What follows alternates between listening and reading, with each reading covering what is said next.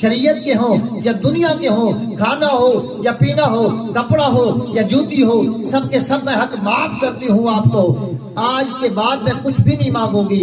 آپ مجھے ڈانٹیں، آپ مجھے کپڑا نہ دیں، مجھے جوتی نہ دیں، میں سارے اپنے حق معاف کرتی ہوں۔ مجھے صرف یہ بات بتائیں کہ صرف میرے کہنے پر صرف ایک مرتبہ نماز پڑھ لیں گے؟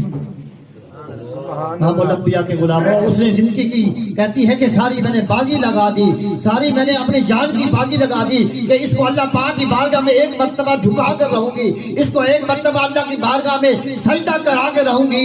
لیکن یہ اگر ڈٹ گیا ہے، اگر شیطان کا باری ہو گیا ہے، تو میں بھی اللہ پاک کے محبوب کی بندی ہوں، میں بھی اس محبوب کی سنت پر عمل کرنے والی ہوں، میں بھی فاطمہ الزہرا کے نقشے قدم پر چلنے والی ہوں۔ میں نے اپنے سارے زندگی کے حق معاف کرا دیے ہیں، اور اس کو کہا کہ زندگی میں صرف ایک ہی نماز پڑھ لے۔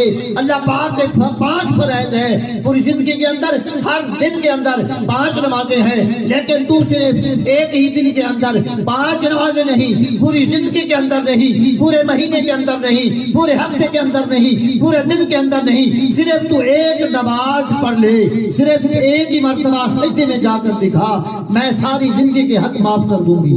سبحان اللہ، نعرہ تکبیر، اللہ اکبر، نعرہ رسالت، یا رسول اللہ، نعرہ حیدری، یا علی، نعرہ غوثیہ،